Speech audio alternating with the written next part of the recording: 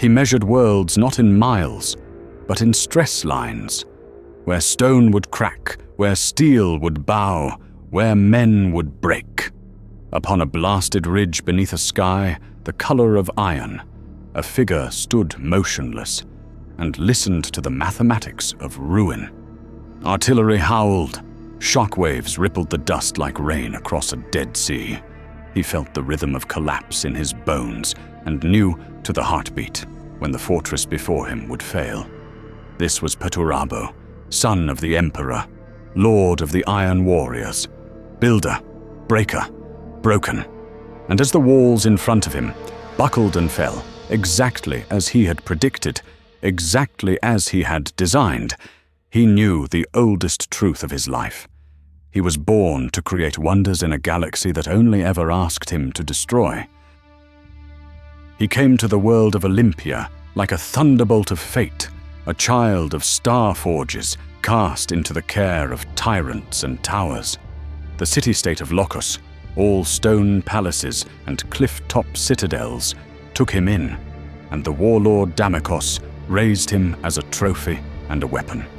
The boy learned power first as geometry, the angle of a shield wall, the ratio where a rampart converts weight to strength, the sweet music of load-bearing arches. He built. Even then, he could not help himself. He ran roads along the ribs of mountains, bridged chasms with airy spans that drank the wind, raised aqueducts like the vertebrae of patient giants. He taught masons to cut stone by the grain, taught smiths to respect the temper in steel as if it were a living thing. The cities of Olympia woke to find a prodigy had rearranged their horizons, and yet in every applause he heard the but. But can you make it faster, boy? But can you make it stronger?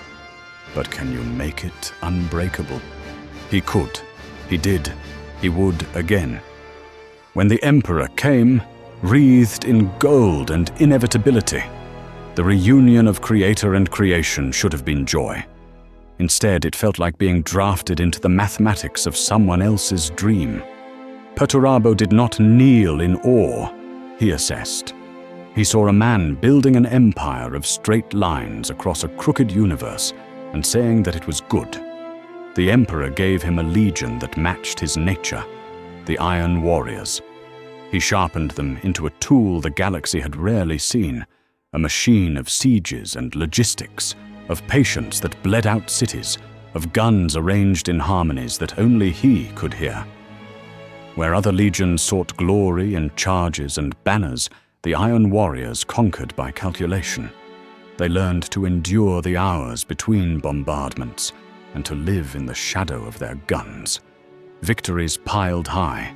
Credit did not. Whenever a wall fell, someone else marched through the breach and took the laurels. Whenever a compliance was secured after months of grinding artillery mathematics, a brighter brother gave the speech. In the triumphs of the Great Crusade, you could measure a Primarch's favor like a tapestry of light. Some dazzled whole constellations. Perturabo's shone dull and necessary, like the oil on the gears that kept everything turning. Necessity is a poor artist. It leaves no statues. He learned to resent gold. Olympia had taught him that all structures, stone, steel, or societies, are only as honest as the strains within them. He watched the Crusade repeat the same problems with larger numbers. A planet is a fortress. A population is a load. A lie is a hairline crack. He saw the imperial fists, under Rogal Dorn, lauded for their fortresses, idealized, immaculate. He saw the phalanx, shining like a mathematical poem about invulnerability, hailed as perfection. He saw Dorn loved for walls that were beautiful. Perturabo did not build beautiful walls. He built true ones. And truth is ugly. It means calculating the men you can afford to lose.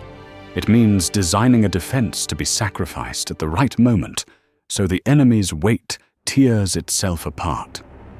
It means admitting that perfection is a story, not a structure. He and Dorn became mirror knives, each proof to the other that something essential had been mismeasured in the Emperor's grand design. Where Dorn saw duty, Perturabo saw burden. Where Dorn saw honor, Perturabo saw accounting. Where Dorn was praised for building, Perturabo was used for breaking. On 1,000 nameless worlds, the Iron Warriors did the work nobody wanted sung about. They moved guns. They poured concrete with prayers to compression ratios. They built the roads that glory would later parade upon. And when speeches were given, they were already packing the guns for the next war. Every commendation arrived with a request for more ammunition. He kept a model city in his mind, a place where engineering was loved for itself, where a bridge could be a cathedral, where a wall could be a poem.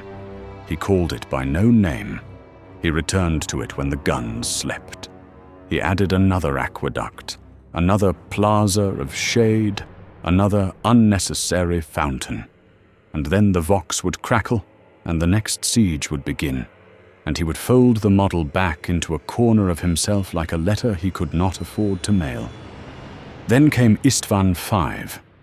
History remembers the moment as a massacre. He remembers it as a calculation perfectly solved. The Raven Guard, the Salamanders, the Iron Hands, brothers in trust, descended into the black glass of a world promised as battle. And when the signal came, the guns of the Iron Warriors and their allies pivoted like a single machine. The first salvos were poetry in iron. The second were commitment. The third were betrayal written into geology. When you design a kill zone, you do not hate the target. You merely understand the terrain. He told himself that, again and again, as the Loyalists were ground under artillery and fired upon by men who had once sworn oaths with them. He told himself that a structure with too many conflicting stresses must fail. He told himself that the Emperor's grand narrative had always been a lie of perfection, told by a golden architect to men who would pay in blood for the corner cuts. Even so, when the black glass stopped vibrating and the smoke finally learned how to rise, he felt a crack open in the model city where the fountains were. He folded it smaller. There were other proofs, other calculations. The expedition with Fulgrim into the Eye of Terror, Angel Exterminatus, where art and engineering courted corruption together in a cathedral of dead gods. Fulgrim sought beauty's perfection past the limits of flesh and sanity. Perturabo sought materials that would not fail, metals that remembered how to be strong, no matter what the universe did to them. They found neither perfection nor permanence. They found madness that could be measured, but not mastered. He built engines that could unwrite mountains. He drafted designs that even the Mechanicum whispered over. He learned that in the eye, geometry had a sense of humor, and it was cruel. He returned from that pilgrimage older, angrier, certain of two things. First, that chaos does not admire builders. It uses them. Second, that the Emperor had been using him all along. The summons to Olympia arrived like a wound reopening. While the Great Crusade marched, his birth world had fallen back into its old arithmetic. Petty city-states, grievances, rebellion. Reports said his name was cursed, his works defaced, his foster father dead, and then elevated into a martyr by men who had no right to pronounce the word. He returned with a legion behind him and found ungrateful cities hiding behind his walls, people shouting about freedom in streets paved by his hands. They had learned the lesson poorly. You cannot revolt against the math. Load exceeds support. Something is going to give. He made it give. Systematically, professionally. The purge of Olympia was not a rage. It was a project. Block by block, city by city, he applied siegecraft to his home. He punished treachery with examples that could be read from orbit. He killed not to savor the killing, but to demonstrate. A structure fails where it lies about its weight. The lie was ingratitude, the weight was him, and the failure was their lives. When it was done, there were still walls. They had no cities to defend. He told himself he had restored the only order the world could bear. He told himself that love should not be required of a structure, and that gratitude is a poor material.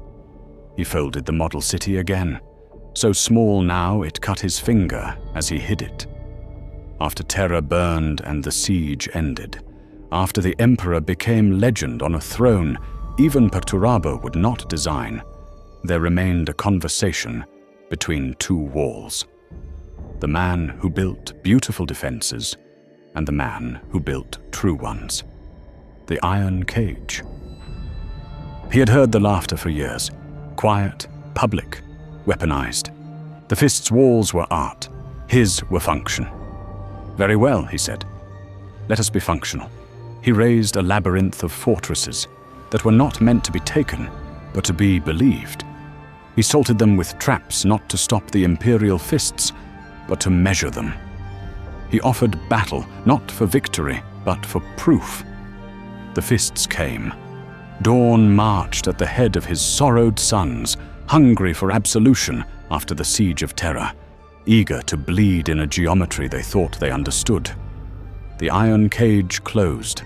For days that stacked into nightmares, the fists bled in corridors tuned like instruments. Kill zones sang. Withdrawal routes collapsed into new kill zones. Weaknesses lured counterattack, and then admitted they had only been textures in a larger calculus. Men died by the numbers, not because the numbers did not care, but because the numbers had been taught to care a sick, exacting amount. There are arguments still about who won. The fists survived misery and were pulled from the trap by others.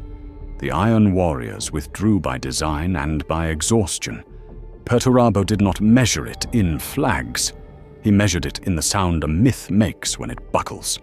He felt no joy, only the confirmation of a hypothesis he had never wanted to test. A beautiful wall is a promise. A true wall is a cost. The gods took note. They appreciated a man who could build a prison and call it an answer. They offered him demonhood, and he accepted, not as a surrender, but as an inevitability. Ascension is merely promotion inside a structure whose foundations you do not control. What is left to a builder when everything he is asked to build is a weapon? He tried in the eye's hateful twilight to construct again the city he had kept folded inside him. He drafted terraced gardens that would never grow because the soil remembered screaming. He drew bridges across chasms that were not voids, but hungers. He calculated columns whose load was the weight of regret. He built them anyway, for the numbers, for himself, for the tiny, stubborn conviction that somewhere in the universe a thing could exist for no strategic reason and still be allowed to stand. The gods laughed. The Iron Warriors fortified their anger into culture. The galaxy learned to name any grinding siege after his methods, long after it forgot the fountains and the plazas and the arches that once lived in the quiet of his skull. If you look for mercy in Perturabo, you will not find it. Mercy is a word for situations where time and material exceed the design requirements. He was never given either. He was given assignments. If you look for cruelty, you will find it, but do not confuse it with sport. He did not kill because blood was a color he adored. He killed because failure has to be expressed somewhere, and in a universe this dishonest, it is usually expressed in bodies. He believed the Emperor was a bad engineer, a man who overpromised what the material of humanity could withstand. He believed praise was a load, misapplied to the wrong beams. Dorn receiving statues for the labor of men like him. He believed that the only honest prayer a soldier can make is to a gun that fires. He was right often enough to make being right feel like damnation. Some say he hated Dorn. The truth is more intricate. He despised what Dorn's praise meant about the way the Imperium measured value. He despised that an elegant buttress could be loved while a perfect supply line went unnoticed. He despised that his legion, who moved mountains and lived inside blast shields and standardized suffering, were named joyless, as if that were a fault rather than the price of function. And somewhere beneath the lamination of anger, he also despised that he still wanted, more than he wanted almost anything, to be seen as a builder. Not because he needed love, because he needed accuracy. Call a wall a poem if you must, he thought, but do not call a poem a wall. There were moments when the model city unfolded a little, when a calculation did not end in a crater, the building of engines that hummed in harmonies only he could hear. The way an arch carried itself with dignity when weight was properly greeted and escorted downward to the earth. The small contentments of craft, and then the vox, and then the guns. He learned to say little, because words were requests, and requests became orders, and orders killed men. He learned to stand with his hands clasped behind his back so no one could see them shake. He learned to admire silence, because silence does not promise, and therefore cannot lie. He did not break because he was weak. He broke because he was strong for so long that the strength itself became a fault line. When historians argue about who betrayed whom, they often draw diagrams of alliances and battles. He would have preferred diagrams of forces and moments, of moments when the applied load exceeded the design assumptions, of yield points in souls. Horus saw him clearly, a man who felt used by a father who spoke in cathedrals, a man whose anger was gravitational. Horus gave him respect where the emperor gave him assignments. Respect is a poor engineering material, but it binds better than contempt. So he turned, not because chaos sang a prettier math, but because the emperor's equation had always rounded men like him down. If you need a myth, here is one that fits. On some nights in the eye, where time peels like paint, Perturabo walks a city no one else can see. There are bridges that do not lead to ambushes. There are gardens whose shade is given freely. There are fountains that run with the sound of solved problems. He walks with his hands behind his back, and for once it is not to hide the tremor, but because the habit has become a kind of prayer. And when the dawn, if there is such a thing, comes creeping like a rumor, he folds the city back into its usual place, a small, stiff rectangle of hope that has cut him so often he has stopped noticing the blood. Then he goes back to work.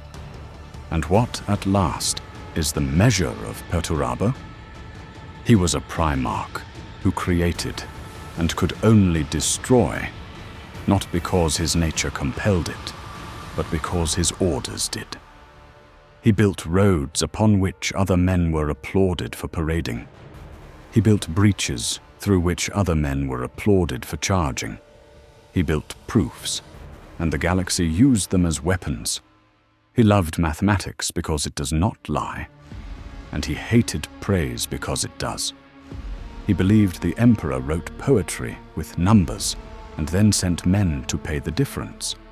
He believed that beauty without function is vanity, and function without recognition is theft.